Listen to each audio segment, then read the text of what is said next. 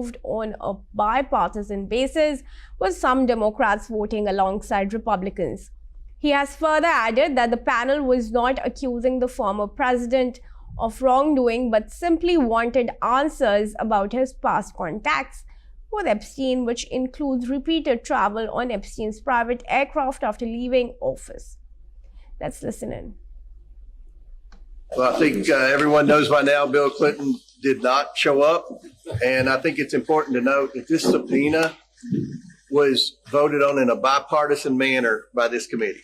This wasn't something that I just issued as chairman of the committee. This was voted on by the entire committee in a unanimous vote of the House Oversight Committee to subpoena former President Clinton and former Secretary of State Hillary Clinton. Now, Hillary Clinton's supposed to show up tomorrow. We'll see what happens there. But with respect to the former president, he did not show up today.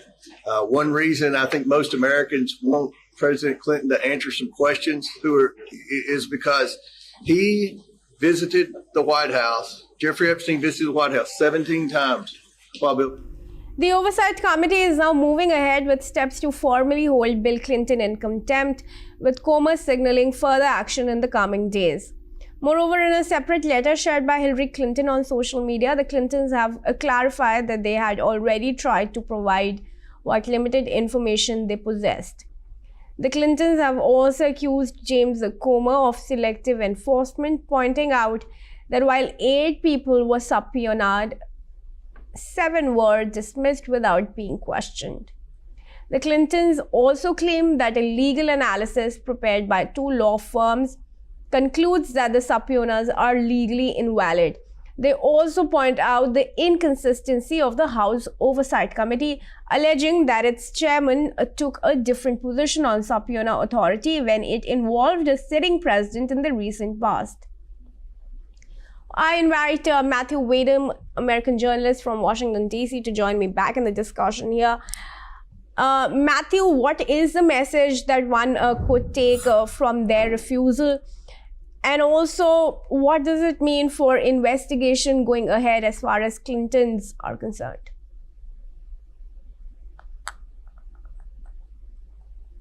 Well, I guess the Clintons think that they're above the law, so they don't have to answer a subpoena from the United States Congress. So, this is not at all surprising behavior from them. In fact, it's par for the course. The previous Congresses, Democratic-controlled Congresses, subpoenaed Trump advisors Steve Bannon and Peter Navarro, and they refused to comply with the subpoenas, and they went to prison. And so, there's no reason why Bill and Hillary Clinton can't answer subpoenas. And if they don't, it's going to be hard for Bill Clinton to claim presidential immunity, because it's related to Epstein Island. It's not related to anything that he did as an official act as president. So he can't claim, presidential immunity from that. He's going to have to cooperate with Congress. And right now he's just stalling and thinking that because he's Bill Clinton, he can get away with it. But he's going to have to comply, and I think he'll find that out in the coming days. All right, sure. All right.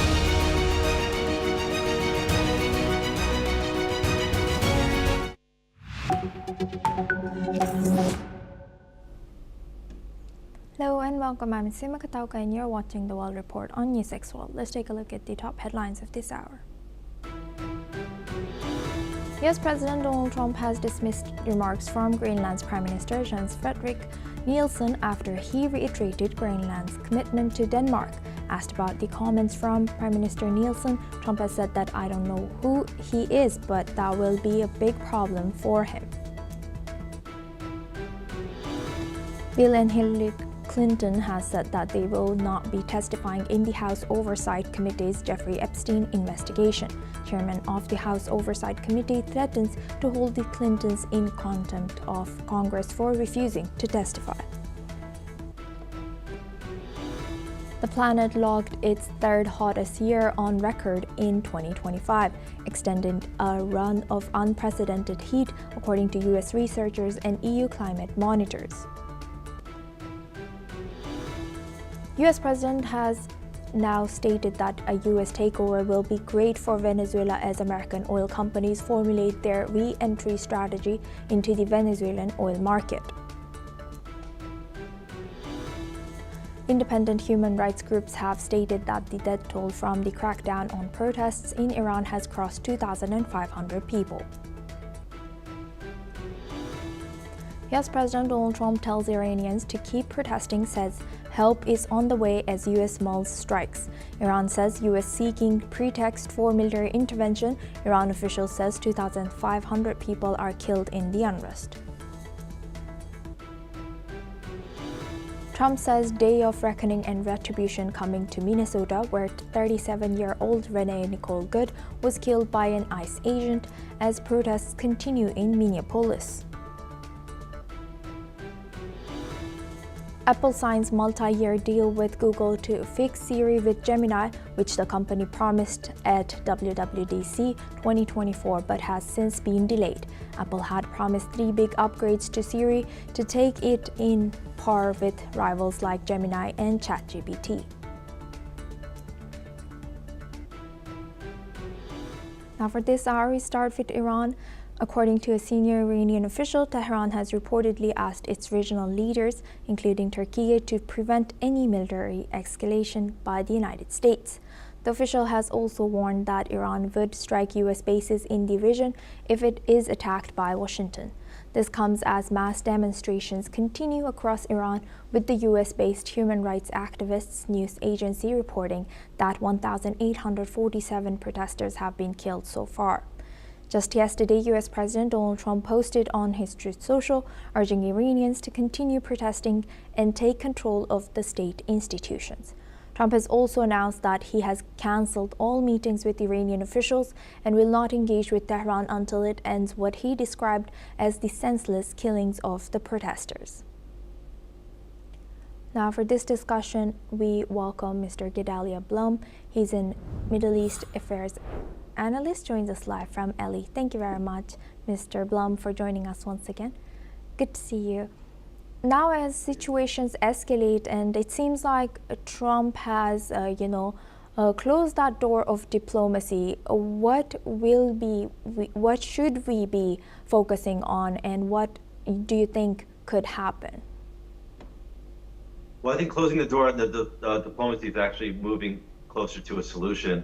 And I'll tell you is that the Middle East, especially when it comes to the interacting with the Western world, diplomacy has been used not as a means to come to a solution, but a weapon to use for delay tactics in order for them to continue in whichever direction that they were going to in the first place. And we see this in countless examples.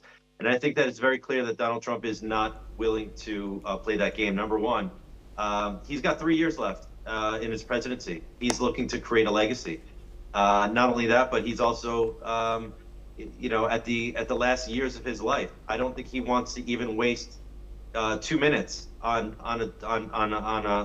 through diplomatic channels that are not going to further his goal for success and a successful legacy for his presidency.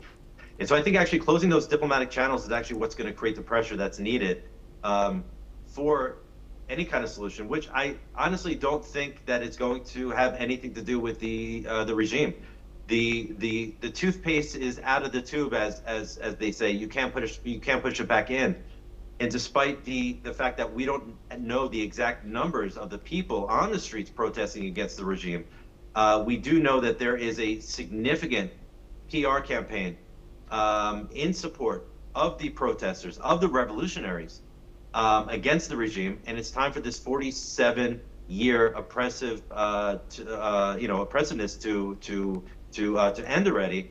And I think that by closing these diplomatic channels is actually a sign to the people on the ground to say that we are with you, and we're not going to continue to prop up an illegitimate regime while they continue to rule over you, to kill you, and to suppress your basic human rights.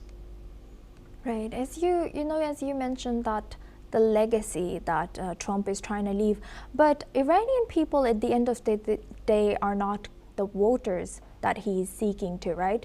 So why do you think he's prioritizing this instead of, the domestic politics such as the ICE shootings and ICE protests against ICE agents, ICE immigration crackdown, and Jeffrey Epstein, so many cases that could get Trump more voting? What do you think, what's his motive here? I mean, I think his motive is not for necessarily his own personal position in the politic of domestic politics in the United States. I think that he sees himself as a world leader, and with a world leader, he understands that, especially in the recent. We might have lost our guest while we check the connection. We'll be moving on to our next read. Thank you very much, Mr. Blum, for sharing that insight once again. Now we have a breaking news. The Indian embassy in Tehran has issued a fresh advisory for all Indian nationals in Iran. Citizens, including students, pilgrims, tourists, and business travelers, are being urged to leave the country by any available means, including commercial flights, amid the evolving situation in Iran. The embassy has asked everyone to exercise caution, avoid protests, and stay updated through local media. All travel and identity documents should be kept handy.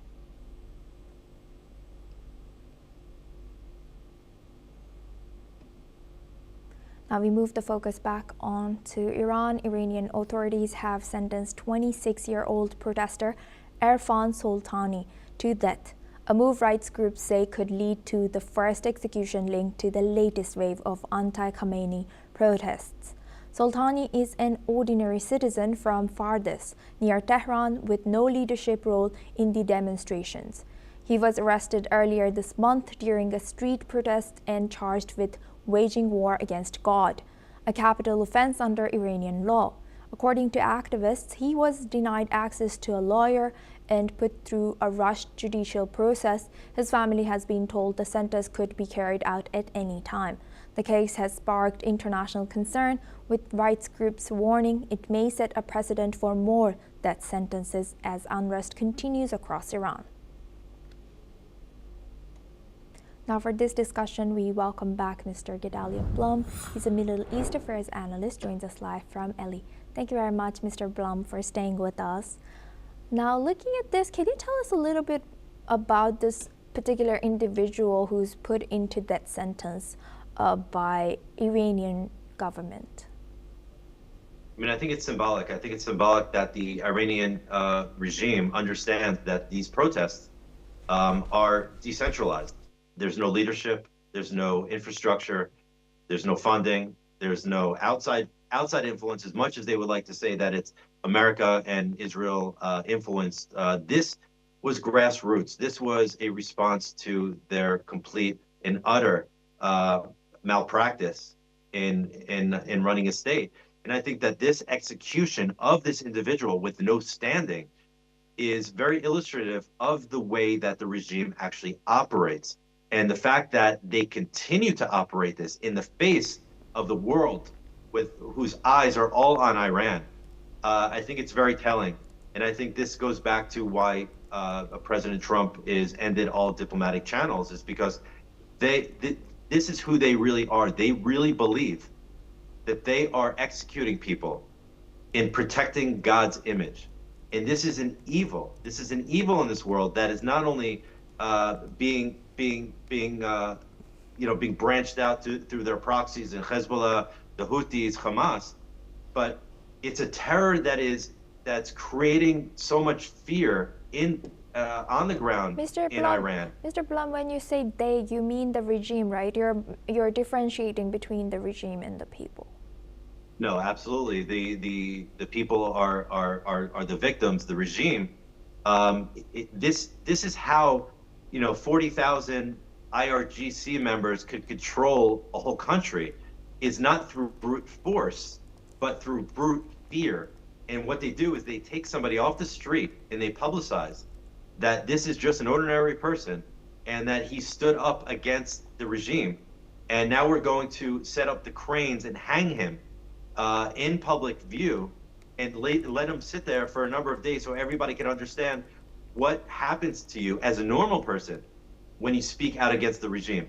And when they put that level of fear into people, that's how they keep control, and that's what they're trying to maintain, that level of control. But like I said before, the toothpaste is already out of the tube. There's no pushing it back. The people on the ground are so large in numbers that they don't feel that they are going to be individually isolated and picked out instead, but they feel that they do have this like kind of mob strength where you have anonymity, but you do have the strength in numbers to walk down the streets in the hundreds of thousands, if not millions of people at the same time. Right. Thank you for highlighting that. And Mr. Blum, as you also highlighted that the Iranian government blames outsiders instead of blaming themselves for the oppression of the people over there. They blame Israel, they blame US. How is this news covered in Israel, and how does Israeli government sees Iranian regime continuously pointing fingers at themselves for their own mistake, outsiders, I mean, listen, we see it as obviously a falsity, almost laughable. It's almost satirical that they're sitting there executing their own people, shooting them in the eye, shooting them in the face on purpose in order to create these scars and to kill them. And then they turn around and say that this is some sort of like Mossad conspiracy. We've seen this forever, and we see this through all fascists and all dictatorships and all Islamist rulers who are not free societies, but fierce societies who oppress their own people. And the only way for their people to stay with them is for these leaders to create an enemy from outside. And when you create an enemy from outside, you could always blame all the hardships of the people that they're responsible for on somebody external. And so this is something that we've heard for the last 47 years. We hear it from many other nations, North Korea. We heard it from Venezuela. We still hear it from Venezuela. We hear it from these fierce societies that they need to have an enemy outside to blame. And we know this game, and so nobody takes their rhetoric seriously. And I don't think, not Israelis, not Iranians. Everybody, it's very clear what they're doing, and they're desperate. And this accusation of external players is just a very clear illustration of their desperation. And Mr. Blum, we saw a few years ago the Mahsa Amini protest, which led to some kind of changing in the women's head coverings, scarves, and hijab laws that were forcefully applied to Iranian people in Iran. Do you think that the death penalty of Mr. Erfan Soltani would have a similar effect? And just maybe Iranian government will just maybe change a little bit rules here and there, and then just wait for this protest to fizzle out. What's the change? What's the difference if that were to happen? The same thing that was to happen today regarding this protest that's ongoing, and then the difference with Mahsa Amini effect from previous protest which we saw in Iran. It was also huge. Yeah, so I mean, there's a very significant difference between these two protests. The previous one that you mentioned, yes, was about human rights issues, in which everybody, of course, is very much attuned to and wants to see human rights for their fellow man.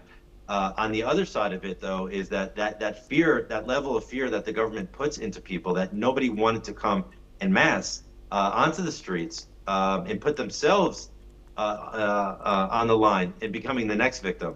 What's different here is the economic variable, which is what actually triggered these protests, which is the complete mismanagement of the currency, of water management, of energy, of all these different, they converged. And all of a sudden now we have the university students are the ones that actually triggered and joined in on this ideological protest. So I see this as much different. I don't see going back to this, especially with the Iranian regime's surveillance state, in which they are monitoring every single person as much as they can who's on the street. And I think that these people understand that once they showed their face, once the women showed their hair, that they will always be some sort of digital file somewhere in the IRGC, and it's only a matter of time till somebody comes and knocks on their door at 3 o'clock in the morning, and they would rather die on the streets than not be able to sleep at night under a fear society, thinking that they were going to be dragged out to be tortured and killed. And especially when it comes to generational, they don't want to see that their children are also in that situation. Right. And lastly, do you know, not do you know, but like our generation or my generation, we don't have the image of Iran other than this current regime. Do you think that if this regime was to fall over, how will that change or liberate their image? And how do you think this will be affecting the image of Iran that a lot of people right now have around the world? That's the $1 million question, because we all see that, first of all, Iran is a very diverse region. It's a very diverse country. There's people from different ethnicities, different religions, different cultures, different values, all the way from those who support the Islamic regime to those who are looking to separate themselves from the state of Iran. So the day after, how Iran is going to be seen around the world is really depending on if those who can converge around the fall of the regime, if they could actually sit down and talk about the day after and come to some sort of peaceful transition in which all parties can maintain some sort of sovereignty within a state, I think that the future will be free. I'm not sure how exactly free. We are talking about the Middle East. We're not talking about the United States. There are cultural differences, but overall, it's a big question. I'm not willing to answer it because whatever I answer is going to be wrong. But I am speaking to a lot of people who are at the levels of power around Iran, and I'm pushing them as much as I can to end the conflict within the opposition, because there's significant conflict, and so it's up to the Iranian people how the world is going to see them by the way that they transition from this oppressive regime to whatever it is going to come forward. It's either going to be a free society or it's going to be what we see today in Syria, which Syria doesn't really exist as a single entity. It's broken up into different regions, controlled by different people, and so we might actually see that. I have no idea. Right. With that, I would like to thank Mr. Gedalia Bublum for joining us as a Middle East Affairs analyst from Ellie. Thank you very much. Now we move to focus on to Europe. Danish Defense Minister Troels Lund Poulsen has confirmed that Denmark is engaged in an ongoing dialogue with NATO to significantly boost military activities and security in the Arctic. According to him, Denmark is moving forward with a more permanent and larger military presence in Greenland, which includes the participation of other NATO allies. This diplomatic push follows renewed pressure from the Trump administration, which has repeatedly called for the United States to take control of Greenland to counter Russian and Chinese influence. Now for this discussion, we welcome Mr. Colin Chong-Yu-Keith. He's a Foreign Affairs and Security and Strategy Analyst, joins us live from Kuala Lumpur. Thank you very much, Mr. Collins, for joining us once again. Good to see you. Thank you. Now, as things evolve or, it's becoming worse or escalates towards U.S.'s attitude towards Greenland, what more can you tell us about this ongoing situation?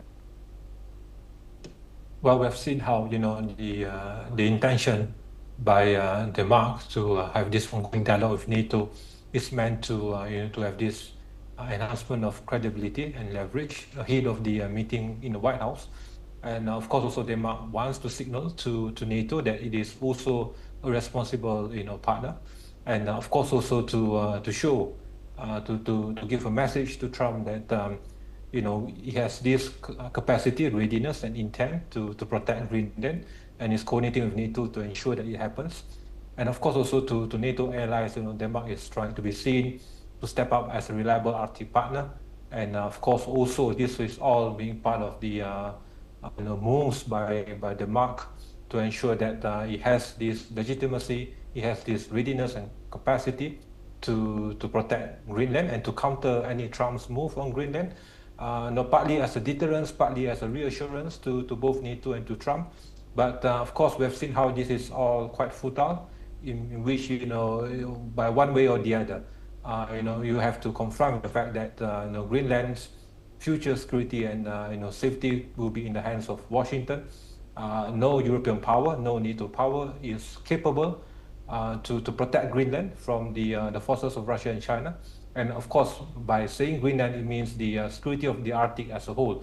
So only Washington has the hard power capacity to not only protect Greenland, but of course also to bolster the defense of NATO, and to bolster the security of Europe and the Arctic, and to halt the presence, the incursions, and of course also the power presence of both Moscow and Beijing in this part of this critical geographical area that will have these profound implications on the future security of Europe and the US itself.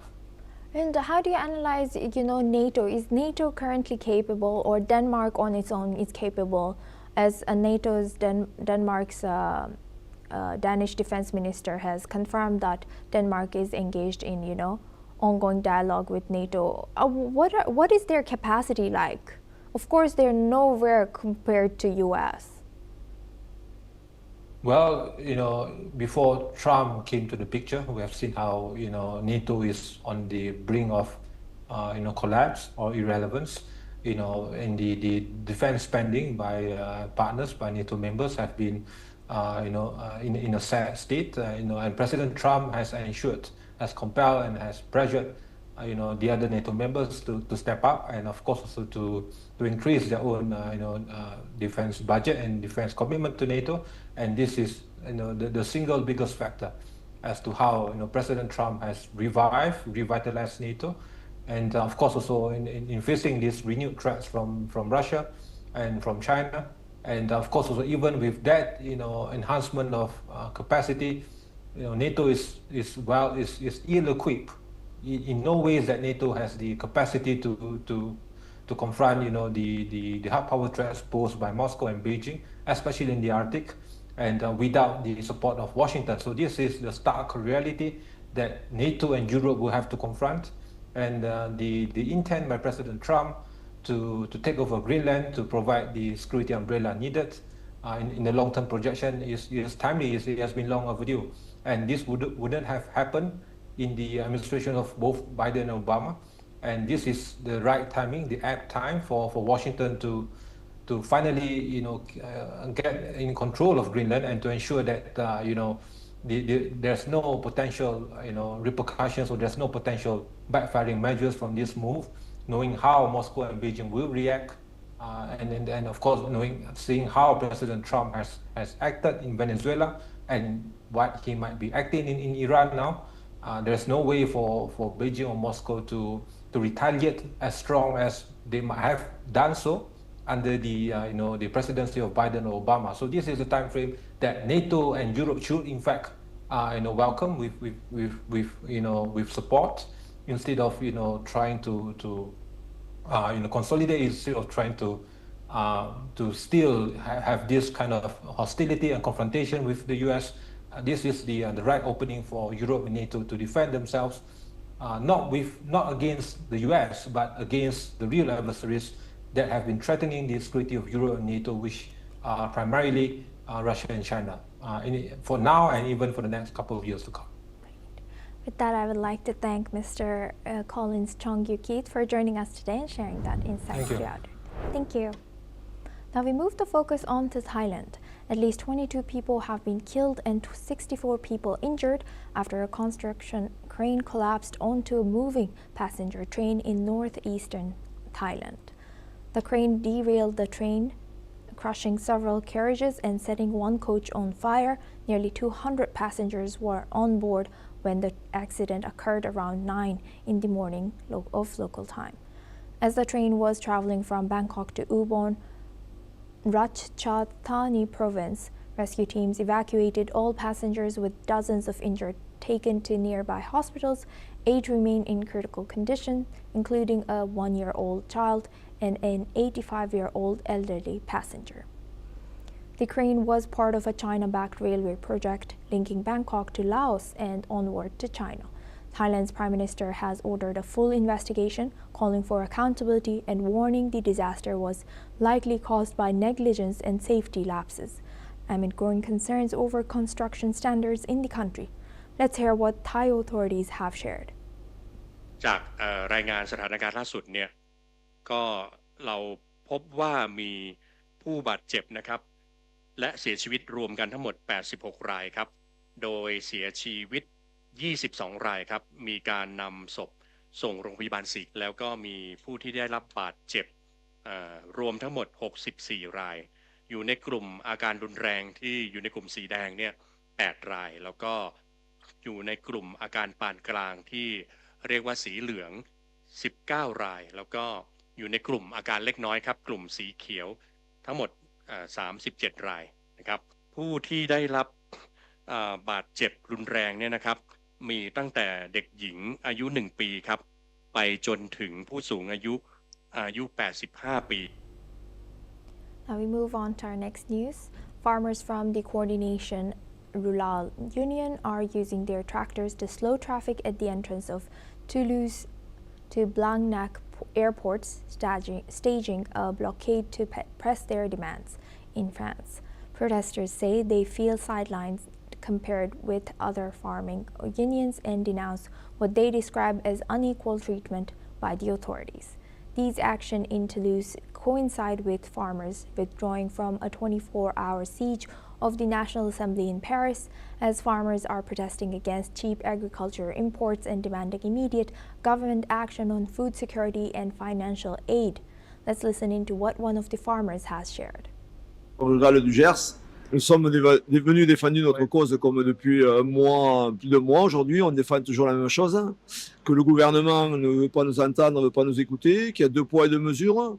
Il y en a qui ont été à Paris, ils ont eu le tapis rouge. Nous, on arrive ici à l'aéroport de Toulouse-Blagnac et on a un accueil de CRS, je pense qu'ils sont une centaine, pas loin, ou je sais pas, 80 pour vous voyez, 50 agriculteurs, parce que les autres, ils se sont fait bloquer dans Toulouse ailleurs, ils ont été dispersés.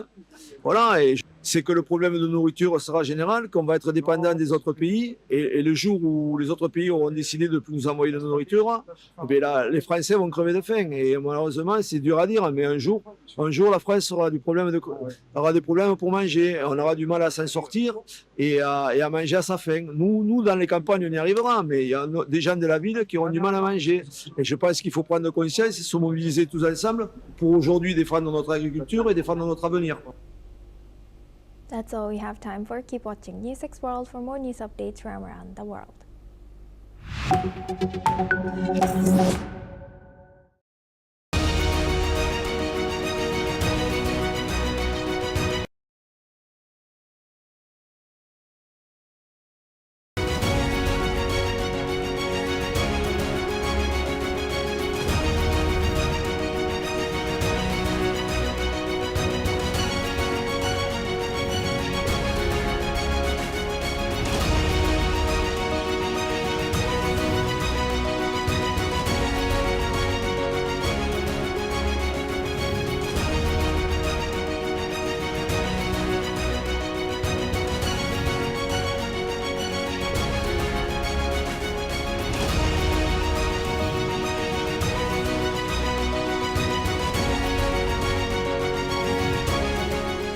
In the midst of this, life persists. In the midst of untruth, truth persists.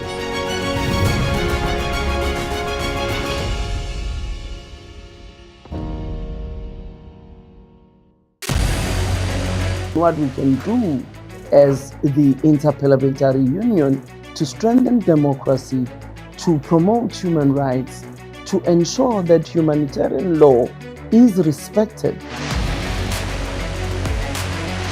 UN Security Council needs a makeover, a comprehensive reform, and India deserves a position there, a role there.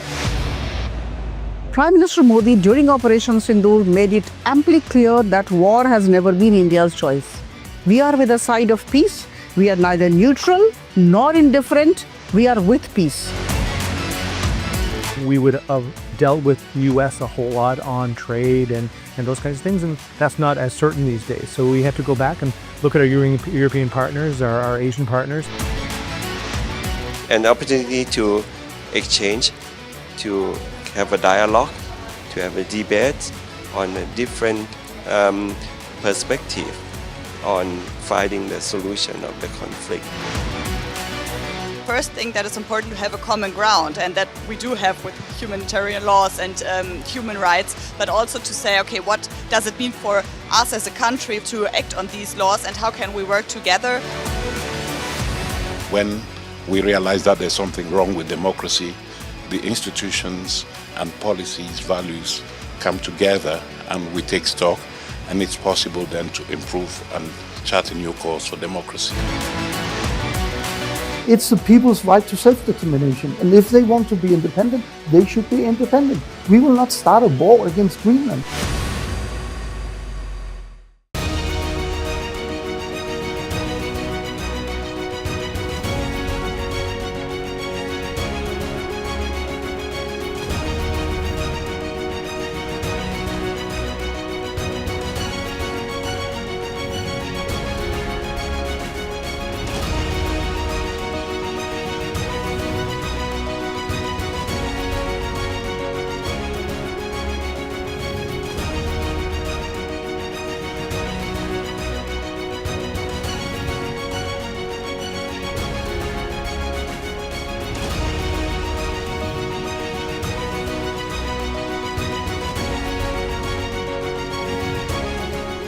In the midst of this, life persists. In the midst of untruth, truth persists.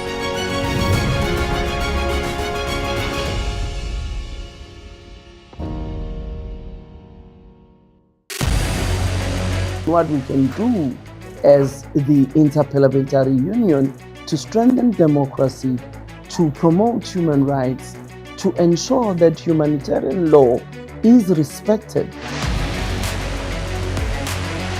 UN Security Council needs a makeover, a comprehensive reform, and India deserves a position there, a role there. Prime Minister Modi during Operation Sindoor made it amply clear that war has never been India's choice. We are with the side of peace. We are neither neutral nor indifferent. We are with peace. We would have dealt with US a whole lot on trade and those kinds of things, and that's not as certain these days. So we have to go back and look at our European partners, our Asian partners. An opportunity to exchange, to have a dialogue, to have a debate on a different perspective on finding the solution of the conflict.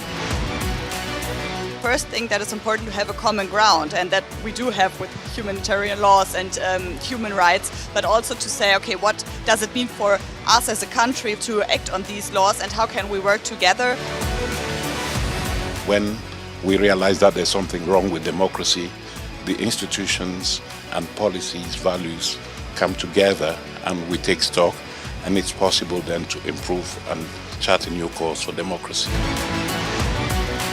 It's the people's right to self-determination, and if they want to be independent, they should be independent. We will not start a war against Greenland.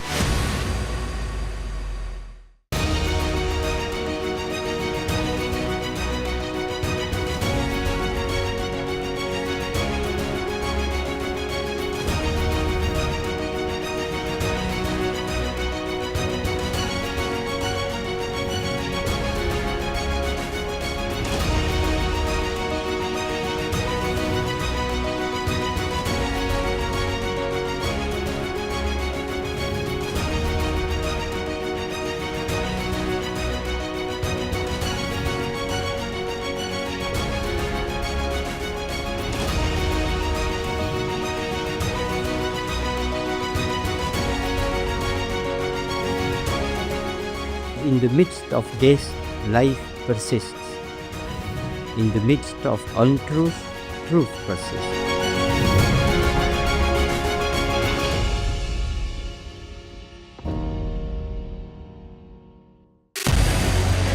What we can do as the Interparliamentary Union to strengthen democracy, to promote human rights, to ensure that humanitarian law is respected. UN Security Council needs a makeover, a comprehensive reform, and India deserves a position there, a role there. Prime Minister Modi during Operation Sindoor made it amply clear that war has never been India's choice. We are with the side of peace. We are neither neutral nor indifferent. We are with peace. We would have dealt with the US a whole lot on trade and those kinds of things, and that's not as certain these days. So we have to go back and look at our European partners, our Asian partners. An opportunity to exchange, to have a dialogue, to have a debate on a different perspective on finding the solution of the conflict. First thing that is important to have a common ground, and that we do have with humanitarian laws and human rights, but also to say, okay, what does it mean for us as a country to act on these laws and how can we work together? When we realize that there's something wrong with democracy, the institutions and policies, values come together and we take stock, and it's possible then to improve and chart a new course for democracy. It's the people's right to self-determination, and if they want to be independent, they should be independent. We will not start a war against Greenland.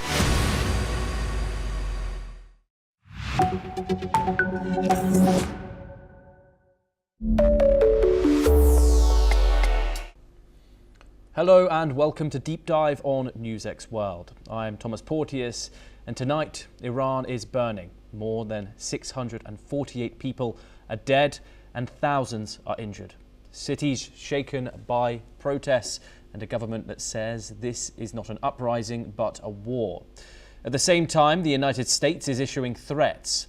President Donald Trump is talking about intervention, about force, about red lines. And Iran is responding with warnings of its very own. Europe is isolating Tehran, Israel is on alert, and the Middle East is on the edge. So, how did we get there? How close are we to a direct US-Iran clash? And why does history matter more than ever right now? Let's break it down. First, the scale of the crisis. Rights groups say more than 648 people have been killed since protests erupted across Iran. They began as economic demonstrations over inflation, job losses, and a collapsing currency. They quickly turned political. Chants against the clerical establishment echoed throughout the country. Calls for systemic change and direct challenges to Supreme Leader Ayatollah Ali Khamenei. The state response was brutal. Security forces deployed live ammunition, mass arrests, internet blackouts, and a sweeping crackdown that Tehran defends as national security. This is where the United States enters the picture. US President Donald Trump announced on Truth Social that any country doing business with Iran will face a 25% tariff when doing business with the US, effective immediately. This comes as the US President Donald Trump has repeatedly warned that if Iran continues using force against protesters, Washington could intervene. His language has been deliberately ambiguous. Very strong options, all tools on the table. For Iran, this is not rhetoric. This is a threat backed by history. Tehran's response has been sharp. Parliamentary Speaker Mohammad Bagher Ghalibaf warned that any US attack would be met with what he called an unforgettable lesson. Let's take a listen into it.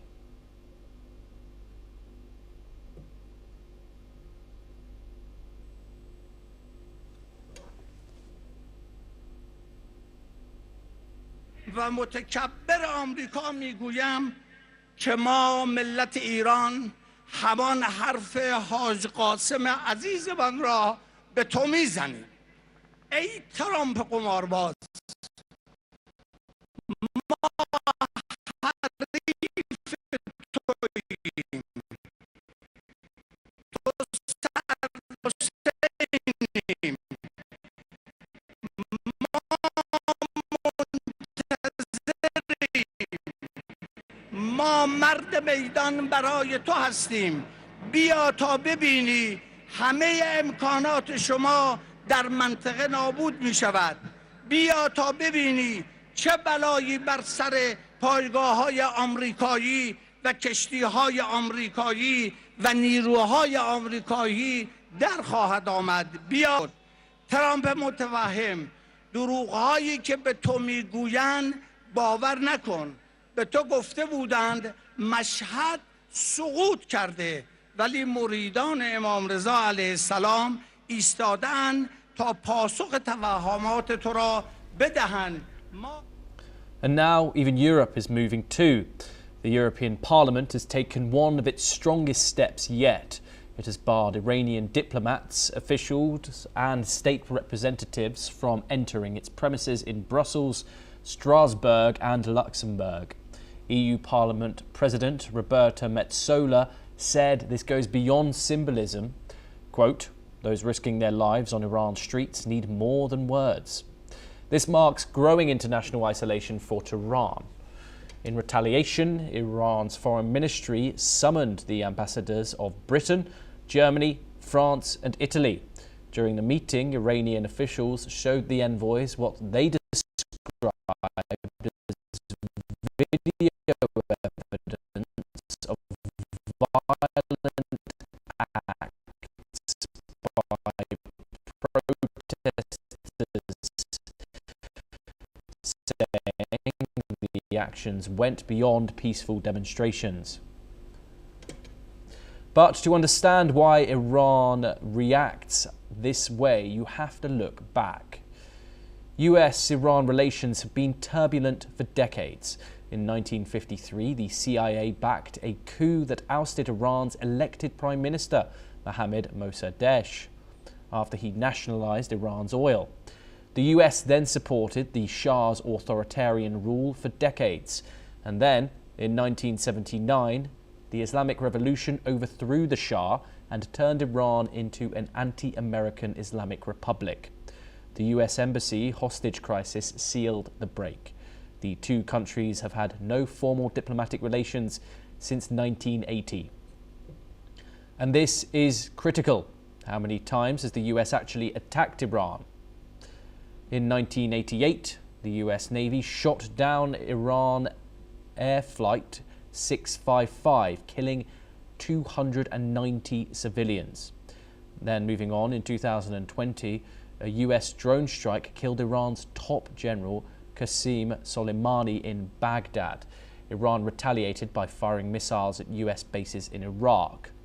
And in 2025, under Operation Midnight Hammer, the most recent of all the incidents, the US struck Iran's nuclear facilities at Fordow, Natanz and Isfahan.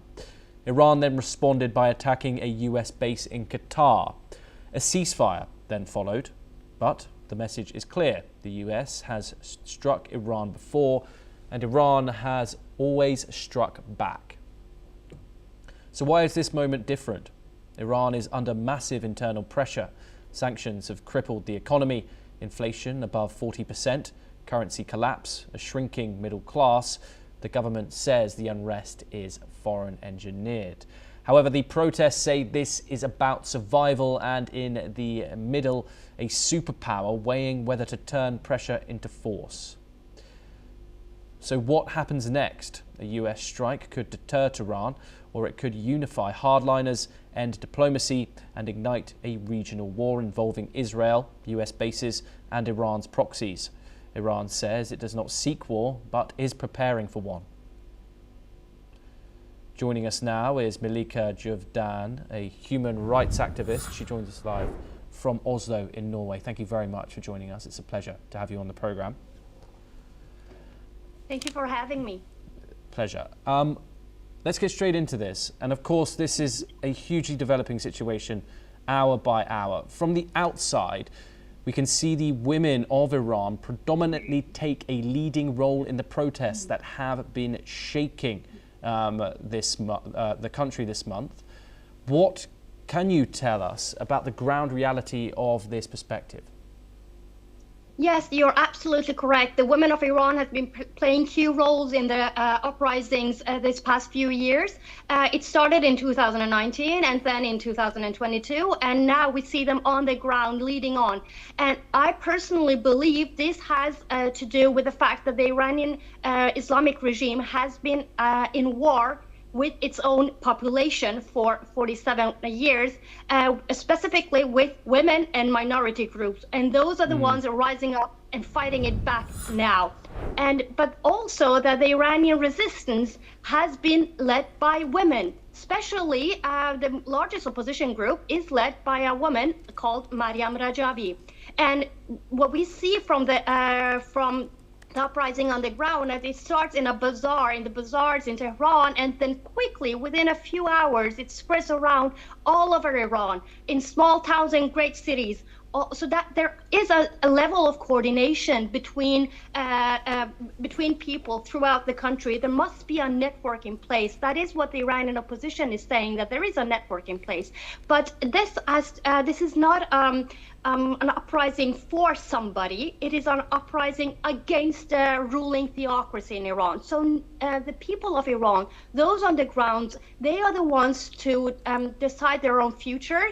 And I personally believe that their future will be in the long run, not immediately now due to all the killings, but in the long run, there is true hope for equality in Iran, but also for minority rights. Unfortunately, there has been falsified videos spread on social media, and they have been picked up by some media outlets around the world internationally as well, where there seems to be this this illusion of that there are some people who are calling for the return of the dictatorship of Reza Pahlavi, about the Pahlavi dynasty, and this is definitely not true. These videos are being spread by Iranian intelligence ministry to offset the balance on the ground, and to so that the international media will and the people on the ground, minorities, will think of this as a conspiracy for the return of the Shah, which this is not. This is an uprising for equality, for women, for minority rights, for a democratic and secular republic in Iran. And we've seen economic measures put on recently in the past 24 hours by the Trump administration. We've seen that 25% tariffs, and we've also seen Europe act on the economic front as well. Would you say that the regime of sanctions placed on Iran has contributed to the crisis, both in the short term that we've just seen and in the long term, the E3 sanctions, etc.?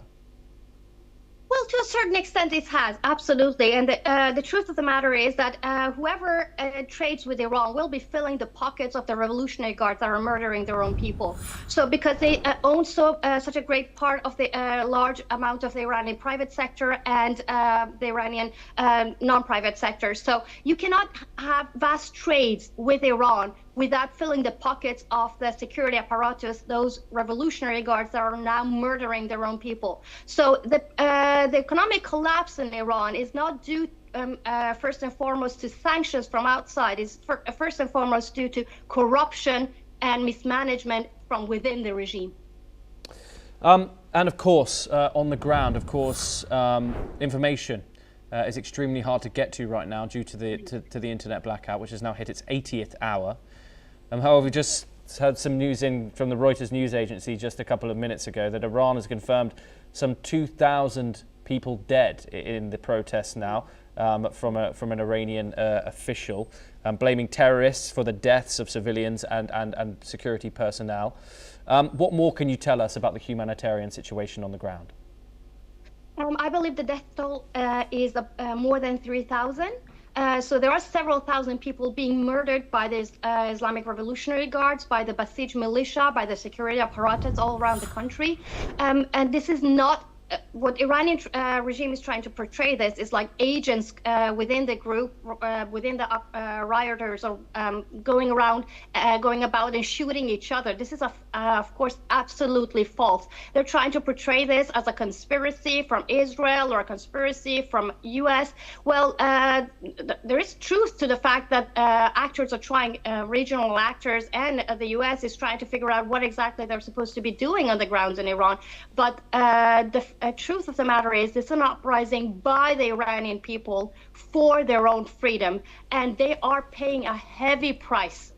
They are not murdering themselves; they are being murdered by the crackdown of this Islamic Revolutionary Guards and the state apparatus. This is the Iranian Islamic regime killing its own people. We're looking at a plethora of options that could happen. Of course, the United States might intervene militarily. Of course, the security forces could expand oppression on the protesters. However, whatever the future of this holds, do you think that these protests here are different to the ones that we've seen in previous years? And what will this say about the future of human rights in Iran? Yes, these protesters are different from what we have seen. It's the amount of confidence that you find in the protesters themselves. They seem to have undergone some kind of a transformation, gaining confidence, being much more coordinated despite the shutdown of internet, and they're not able to communicate as people are not in the networks on the ground are not able to communicate as they should, and still they are keeping the uprising alive all through the country, despite the fierce crackdown. So I don't see any good options for intervention from outside. I don't believe that will help the cause of the demonstrators on the ground, unfortunately, because Iran has been through this once before, as you mentioned earlier. That whenever the US has intervened in Iran, it has not brought about any democratic development in Iran. So this is a fight of the Iranian people, for the Iranian people, and for their freedom. And for us to better the circumstances in Iran, we have to go through a revolution that includes every minority in Iran, that includes every strata of society, every class. They all have to come together in a joint force.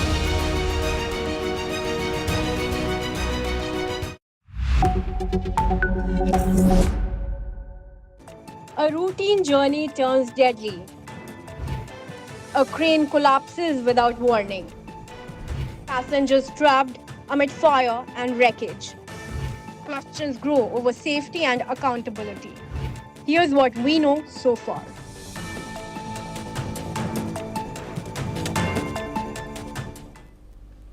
Hello and welcome. I'm Sima Katauga and you're watching another episode of Explained with me.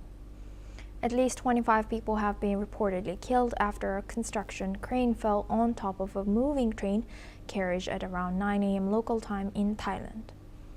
According to official records, the train was carrying at least 195 passengers and had departed from Bangkok, heading towards a province in northeastern Thailand. What followed was sudden, violent, and catastrophic. The collapse left at least 80 people injured, with the youngest victim just a year old.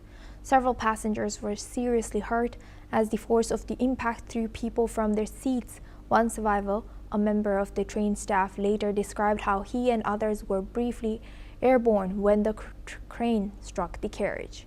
Authorities say that the governor of the State Railway of Thailand has now been ordered to carry out a thorough and comprehensive investigation into the cause of the accident.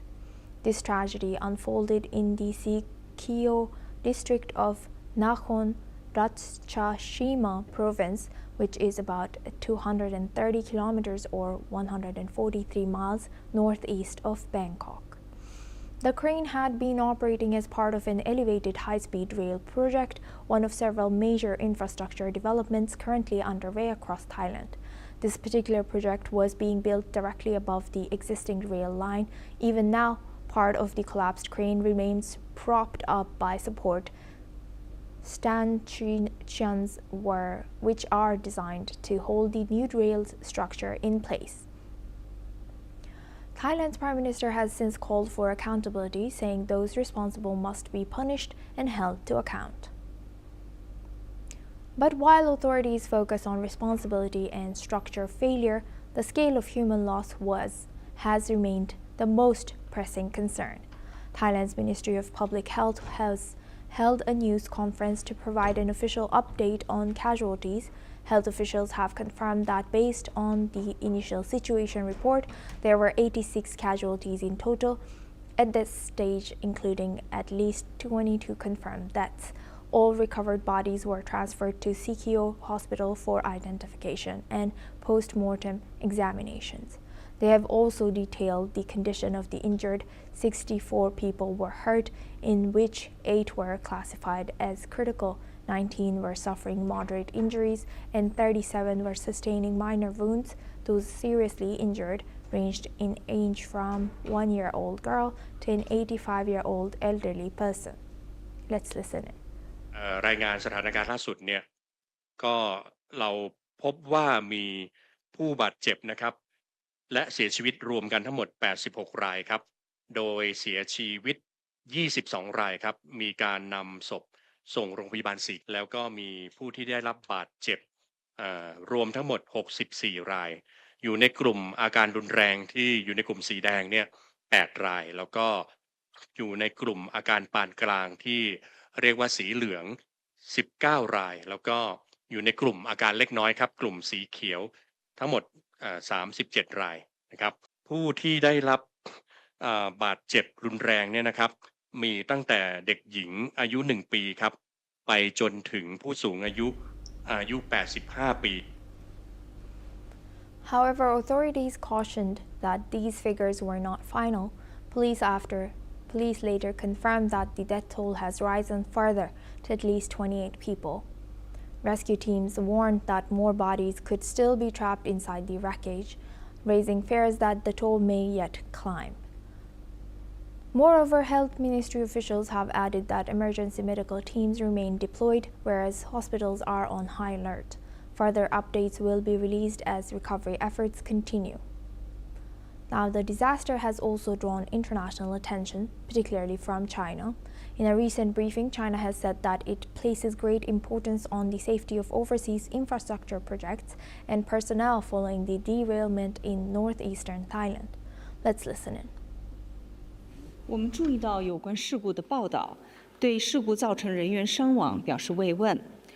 中国政府高度重视项目和人员的安全。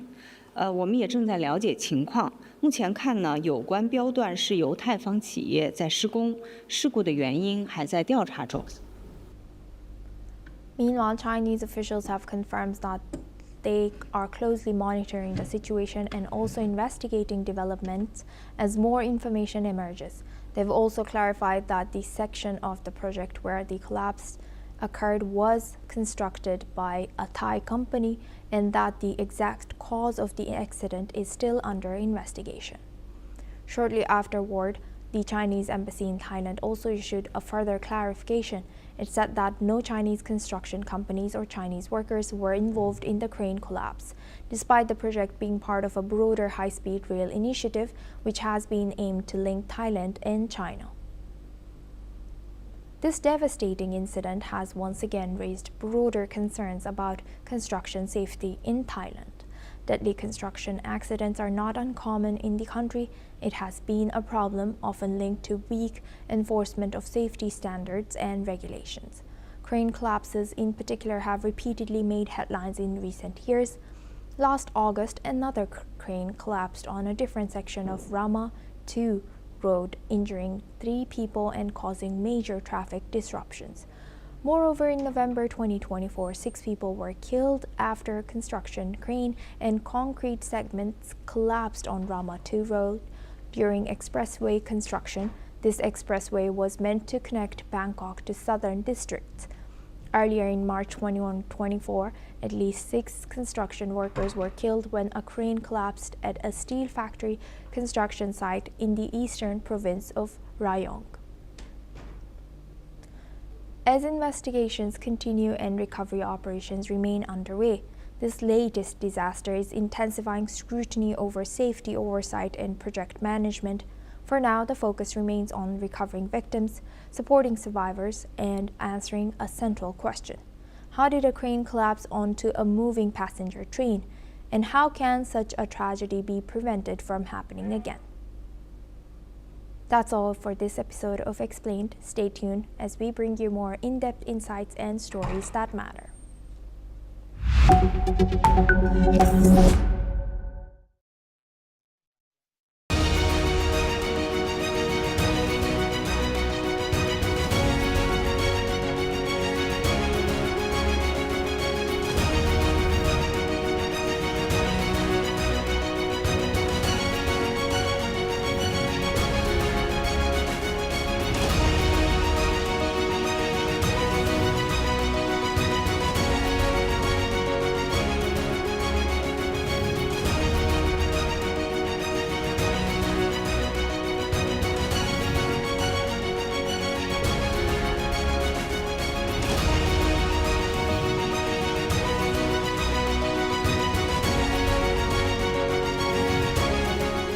In the midst of death, life persists.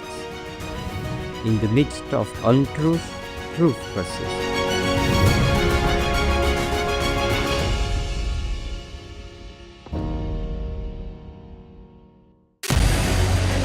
What we can do as the Interparliamentary Union to strengthen democracy, to promote human rights, to ensure that humanitarian law is respected. UN Security Council needs a makeover, a comprehensive reform, and India deserves a position there, a role there. Prime Minister Modi during Operation Sindoor made it amply clear that war has never been India's choice. We are with the side of peace. We are neither neutral nor indifferent. We are with peace. We would have dealt with US a whole lot on trade and those kinds of things, and that's not as certain these days. So we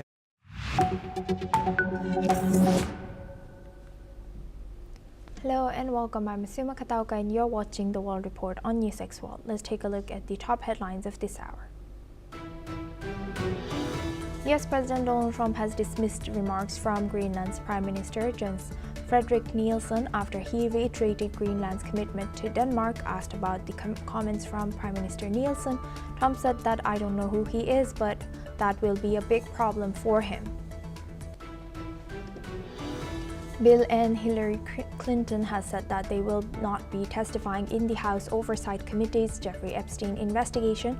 Chairman of the House Oversight Committee threatens to hold the Clintons in contempt of Congress for refusing to testify. The planet logged its third hottest year on record in 2025, extending a run of unprecedented heat, according to US researchers and EU climate monitors. US President Donald Trump has now stated that a US takeover will be great for Venezuela as American oil companies formulate their re-entry strategy into the Venezuelan oil market. Independent human rights groups have stated that the death toll from the crackdown on protests in Iran has crossed 2,500 people. President Donald Trump tells Iranians to keep protesting, says help is on the way as US mulls strikes. Iran says US seeking pretext for military intervention. Iran official says 2,500 people are killed in the unrest.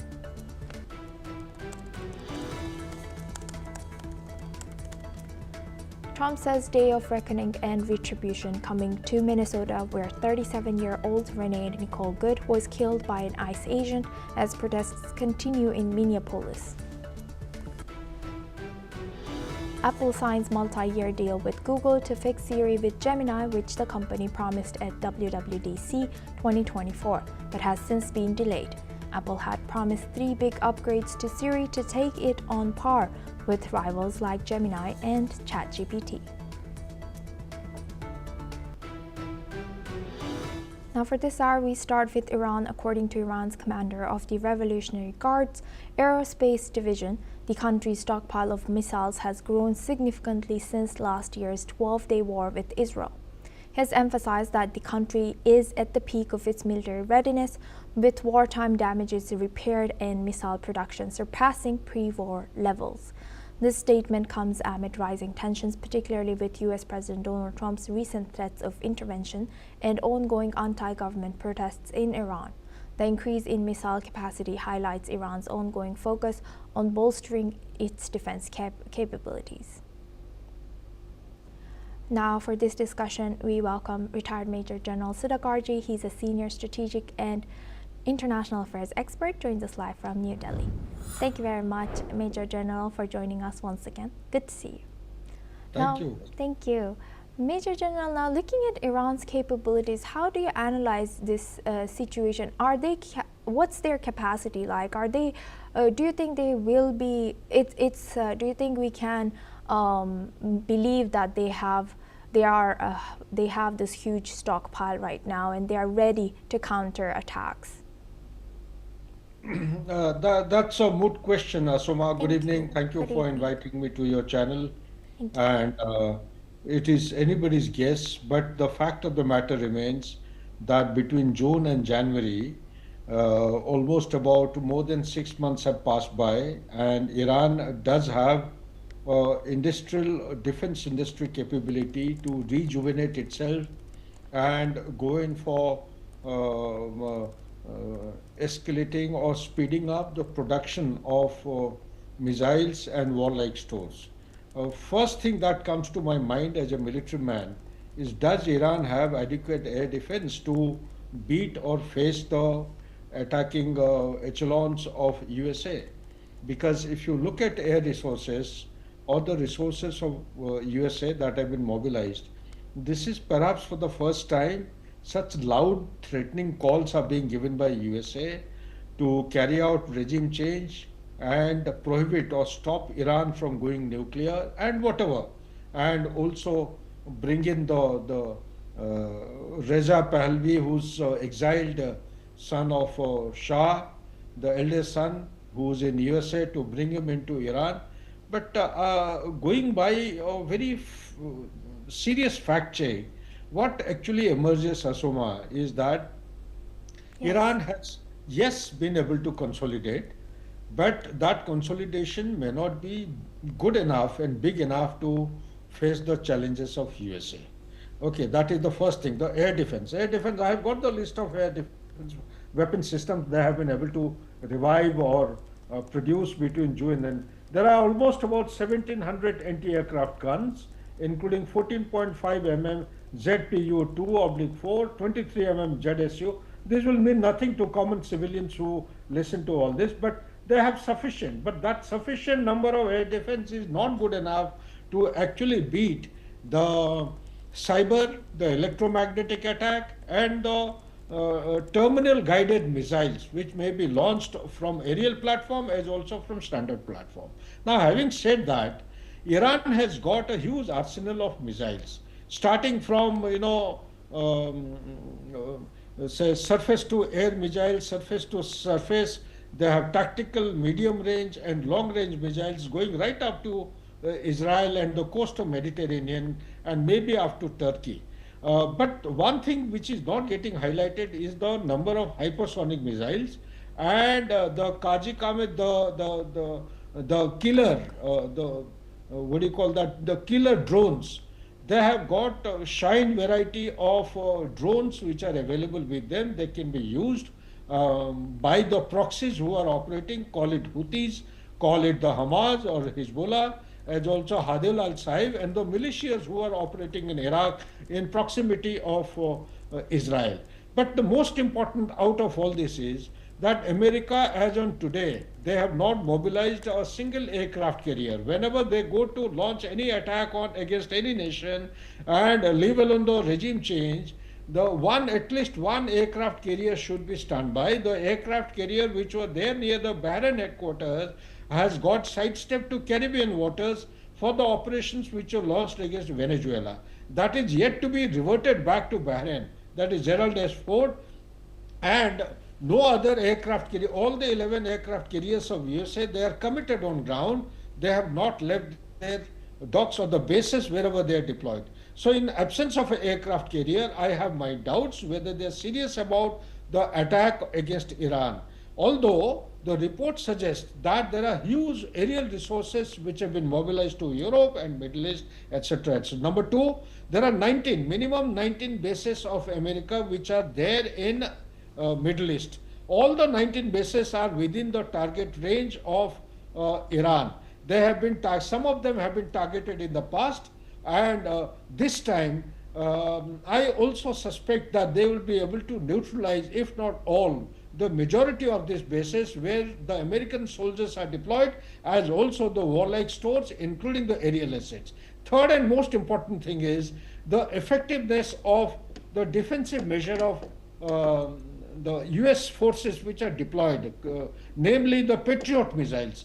Whether the Patriot missiles will be effective or not, take your mind back to 2019 against the Aramco, and the Houthis had actually carried out attack against the Saudi Arabia oil refinery, and they had managed to penetrate through the air defense ecosystem which had been deployed and target and hit the targets they had selected initially. So therefore, it is going to be a very difficult thing as per the ground resources seen and visible as per the satellite images as of today from America, until unless the number of aircraft, the aircraft carriers, the frigates, they come in. And last but not the least, that the Strait of Hormuz is a very important landmark which is dominated by Iran and its IRGC as also conventional forces. Almost about 20% of the global trade and oil passes through this. So therefore, any interdiction activity by Iranian forces will also impact the flow of oil along the sea of lanes of communication, thereby putting pressure on the oil market of the global order, which willy-nilly will impact USA as well.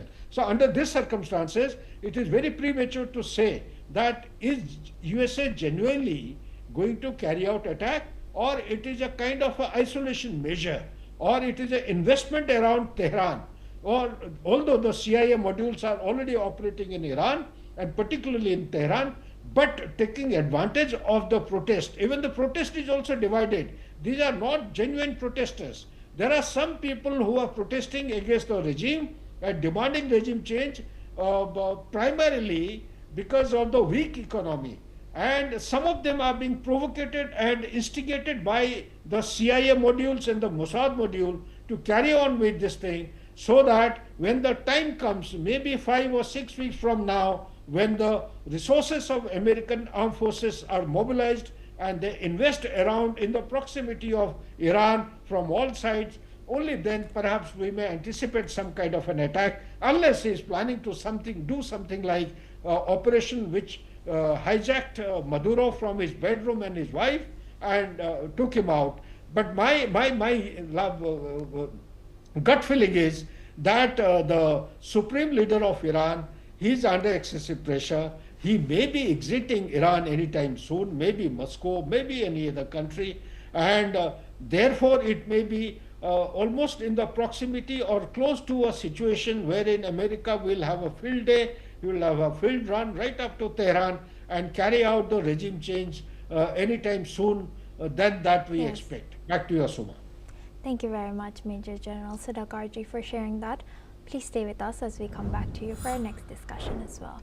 Now, moving the focus on to Europe, Finnish Central Bank Governor Olli Rehn has said that any loss of US Federal Reserve independence would push up inflation and might even endanger financial stability, as he expressed full solidarity with Fed Chair Jerome Powell. Meanwhile, Japan has declined to comment on the Bank of Japan's absence from a statement by other central banks supporting US Federal Reserve Chair Jerome Powell following the Trump administration's threat of criminal indictment. The joint statement supporting U.S. Federal Reserve Chair Jerome Powell was signed by the heads of the European Central Bank, the Bank of England, the Bank of Canada, as well as the central bank chiefs of Sweden, Denmark, Switzerland, Australia, South Korea, Brazil, and France. However, BOJ was not among the major central banks that issued the joint statement backing the Powell. Now for this discussion, we welcome back Major General Sudhakarji. He's a senior strategic and international affairs expert. Thank you very much, Major General, for staying with us. Now, can you tell us why do you think BOJ was absent from this particular joint statement, and what is the effect of this joint statement that's highlighted in this news now? Suma, good question. We need to understand that the Federal Bank of USA, they, as per the Constitution of USA, they are entitled, they have been enjoying all throughout a degree of high autonomy and independence. And Donald Trump, right since his previous tenure, he has been putting pressure against them and trying to dictate terms. And in the current ongoing term, he has come down very heavily on the senior officials, particularly the federal governor, to reduce the interest rate. Now, to reduce interest rates arbitrarily, because that is what Donald Trump feels, by reducing the interest rate, you will be able to bring down the inflation, you will be able to bring the cost of products down, and you will be able to rejuvenate the economy, without understanding the deeper complexities of invisible and visible components and factors which impact the economy of a country like USA. So therefore the autonomous status has been empowered to the federal, and whenever a pressure like this comes, you have multiple banks in the world which are connected with the Federal Reserve, and they do give their independent comments, like you just listed out the Bank of England. But Japan has been seen as a country, it has refrained from giving independent comment. It tries to remain away from controversial issues such as this. This is not the first time, it has happened earlier as well. So they try to remain, because if you look at the understanding and the kind of relationship Japan and USA, notwithstanding the present impasse, which because of tariff, because of transactional kind of behavior of Donald Trump, notwithstanding that, Japan still continues. For example, I would say the treasury of USA today maintains those many bonds, or the value of the bonds in the treasury is equivalent to the debt that it has got, 38 trillion debt, or approximately up and down maybe by a couple of millions. So therefore, out of that, Japan is one of the countries, it maintains the largest deposit in the treasury. It's around $1 trillion. Earlier it used to have a large amount, but now recently it has come down a little bit. But it reflects the faith and confidence that Japan maintains to actually sustain the relationship with the USA. Same is the case with UK. These are the two countries. China earlier used to have 3.3 trillion worth of dollars invested in the treasury. It has come down to 746 billion. India is just about 232 billion. So what I'm trying to say is, Japan is trying to walk the tightrope, trying to balance out by adopting or neutral or abstaining or refraining from giving any comment which may add on or compound the complexity, and also raise tension in the internal administration of USA, and put pressure on the president and the presidential secretariat, and also bring about a conflict between the Federal Reserve and the president. So it has always been seen in the past, as also this time it is nothing extraordinary. As regards the joint statement, it is purely a kind of a neutral stance which is being maintained by Japan. Yes. Japan is of the view that let America handle its internal issues. They won't like to interfere the way the Bank of England has given out a statement in favor of the leadership or the governor, federal governor. That is all I have to say, unless you have some other question, please. Right. That's all. Thank you very much, Major General Sudhakarji, for joining us and sharing that insight throughout our news. Now we move the focus on to Africa as Uganda heads to the polls today, small business owners in the capital, Kampala, say they are hoping for a calm election after past votes were marked by tension and disruption. Mechanics, vendors, and market traders say campaign convoys and heavy security deployments during previous elections forced shops to close and kept customers away, cutting off income for workers who depend on daily earnings. Many fear the repeat if clashes or restrictions return around voting day. Uganda has been ruled by President Yoweri Museveni since 1986. Critics argue civic freedoms have narrowed in recent years, while authorities say election time restrictions are necessary to maintain order. Let's hear to what Ugandan citizens have shared. Zukira Bobi Wine yali ayitaawo, so manya abeera n'abantu bangi biki ate tiyagaasi n'abeera mungi. Kirina engeri gye twafekitingamu wano, teri mulimu gutambula, tiyagaasi dduka obimanyi ebibeerawo, oba mwoli mu kwekalakaasa oba toliimu, emirimu giba mifu. So nga ffe bamakanika abakeera okuva ewaka tukole, kirina engeri gye kitutaaganya enfuna yaffe. Oba ova ewaka ng'ozze kuyiiya kamere ka leero, olwo olunaku luba lukoze. Engeri gavumenti gy'egamba abantu okulonda badde eka, ate aba opposition bagamba basigalewo, ndabawaawo engeri y'obutakkaanya. Obuzibu buyinza okujjawo okusikangana emigwanga. Gavumenti egezaako okukuuma emirembe, ate bano bagezaako okukuuma nti bakuuma kalulu. Ekintu kyangirabye, buli muntu yandize ewaka, naffe okusigala ku mirimu gyaffe nga tukola. Now we move on to China. China has said that it attaches great importance to the safety of projects and personnel after a train derailed in northeastern Thailand caused by a construction crane collapsing onto 3 carriages, killed at least 25 people and injured about 80 others. The accident took place in the Sikyo district of Nakhon Ratchasima province, 230 kilometers northeast of Bangkok, on a train from the capital bound for Ubon Ratchathani province. Let's listen into what the Chinese Foreign Ministry spokesperson has shared. 我们注意到有关事故的报道，对事故造成人员伤亡表示慰问。中国政府高度重视项目和人员的安全。我们也正在了解情况。目前看呢，有关标段是由泰方企业在施工，事故的原因还在调查中。 Now we move on to our tech news. A major corporate battle is playing out in a Dutch court, with chipmaker Nexperia and its Chinese owner Vingtech fighting for control of the company. The case is being heard in Amsterdam, where judges are deciding whether to order a full investigation into allegations of mismanagement. Nexperia's European executives accuse Vingtech of shifting operations and intellectual property to China, a move that previously prompted the Dutch government to briefly seize control of the firm. That decision was later reversed to ease tensions with Beijing. Judges have already suspended Vingtech founder Zhang Shuzheng as CEO, citing governance concerns and potential conflicts of interest. Vingtech argues that its China-focused strategy makes businesses sense given strong demand in the Chinese auto market. The dispute has disrupted chip supplies for car makers, while Nexperia now plans to expand packaging operations in Malaysia. A final court decision is expected later. Now for this discussion, we welcome Tamir Periente. He's the CTO of Truly, specialized in deepfake detection in the communication channels, joins us live from Tel Aviv. Thank you very much, Mr. Periente, for joining us. Welcome to NewsX World. Now, thank you. First of all, how do you view this trial and what are the key takeaways from this situation as it stands today? Yeah, so I see this trial as a test case for how Europe handles strategic tech assets when ownership is tied to China.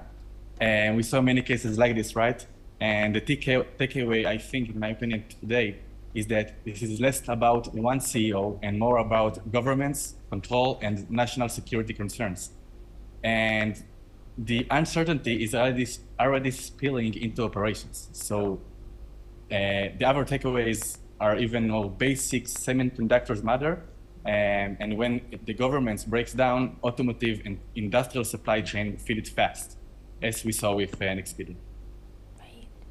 And can Wingtech actually separate its China facilities following the nationalization of the company in the Netherlands?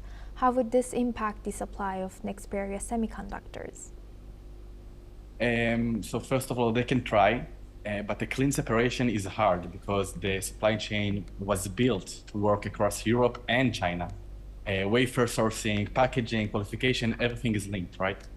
In the short term, separation means more disruption risk and slower recovery, especially for auto, where any change needs a real qualification for the whole process.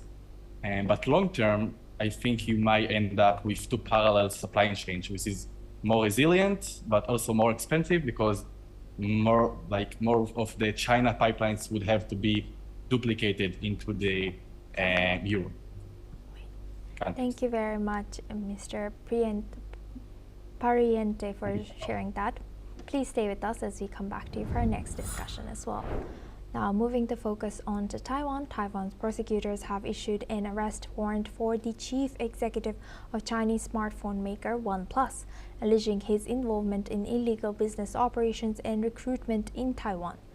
According to the Shilin District Prosecutor's Office, 2 Taiwanese citizens have been indicted for helping OnePlus CEO Pete Lau operate without approval and recruit more than 70 employees on the island. Authorities say the staff were hired to work on smartphone software, research development, and testing. The case falls under Taiwan's laws governing relations with China. OnePlus, based in Shenzhen, is a sub-brand of Oppo, which has not commented. Taiwan says its tech sector has become a target for Chinese talent poaching, raising concerns about technology leaks and national security. Now for this discussion, we welcome back Mr. Tamir Pariente. He's a CTO truly specialized in deep fake detection in the communication channels. Thank you very much, Mr. Pariente, for staying with us. Now, looking at this, Taiwan is cracking down on the poaching of tech talent by Chinese companies. Would such arrest be a plausible deterrent? Hello, yeah, thank you. And yes, it can scare companies because it tells them Taiwan is not only warning you, it might arrest top leaders if it thinks you broke the rules. But it won't stop everything because some companies may still try to hire people through hidden or indirect ways. And for Taiwan, what else could they possibly do to resist the pull of Chinese companies snatching up all their top tech talent? So first, they can make enforcement stronger, find and shut down front companies and secretly recruit engineers. Second, they can make it easier for engineers to stay, better salaries, better projects, and more government support for R&D. And third, they can protect trade secrets, like first rate investigations and tougher punishments if someone steals technology. Great. Thank you for highlighting that and joining us, Mr. Pariente. That is all for our discussion. That's all we have time for. Keep watching NewsX World for more news updates from around the world. Look at our European partners, our Asian partners. An opportunity to exchange, to have a dialogue, to have a debate on a different perspective on finding the solution of the conflict. First thing that is important to have a common ground, and that we do have with humanitarian laws and human rights, but also to say, okay, what does it mean for us as a country to act on these laws and how can we work together? When we realize that there's something wrong with democracy, the institutions and policies, values come together and we take stock, and it's possible then to improve and chart a new course for democracy. It's the people's right to self-determination, and if they want to be independent, they should be independent. We will not start a war against Greenland.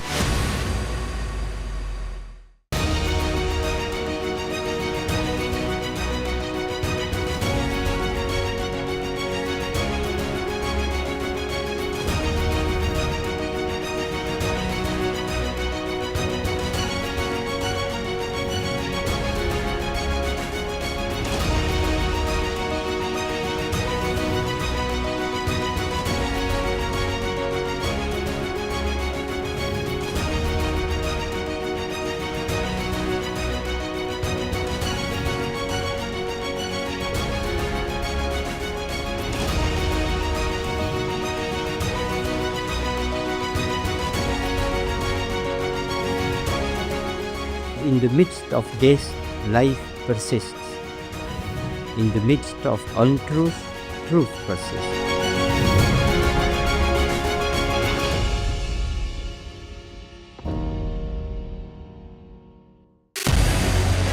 What we can do as the Interparliamentary Union to strengthen democracy, to promote human rights, to ensure that humanitarian law is respected. UN Security Council needs a makeover, a comprehensive reform, and India deserves a position there, a role there. Prime Minister Modi during Operation Sindoor made it amply clear that war has never been India's choice. We are with the side of peace. We are neither neutral nor indifferent. We are with peace. We would have dealt with the US a whole lot on trade and those kinds of things, and that's not as certain these days. So we have to go back and look at our European partners, our Asian partners. An opportunity to exchange, to have a dialogue, to have a debate on a different perspective on finding the solution of the conflict. First thing that is important to have a common ground, and that we do have with humanitarian laws and human rights, but also to say, okay, what does it mean for us as a country to act on these laws, and how can we work together? When we realize that there's something wrong with democracy, the institutions and policies, values come together and we take stock, and it's possible then to improve and chart a new course for democracy. It's the people's right to self-determination, and if they want to be independent, they should be independent. We will not start a war against Greenland.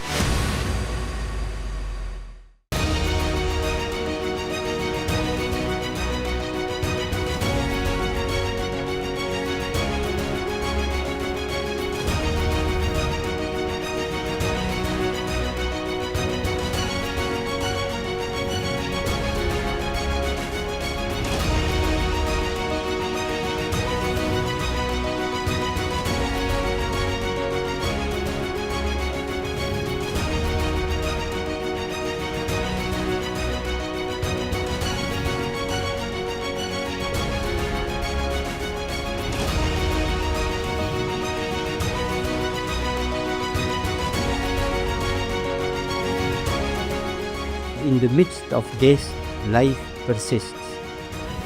In the midst of untruth, truth persists.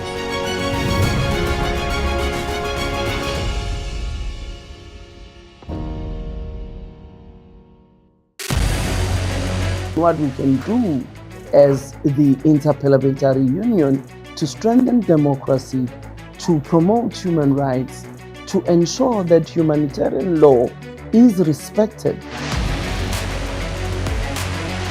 UN Security Council needs a makeover, a comprehensive reform, and India deserves a position there, a role there.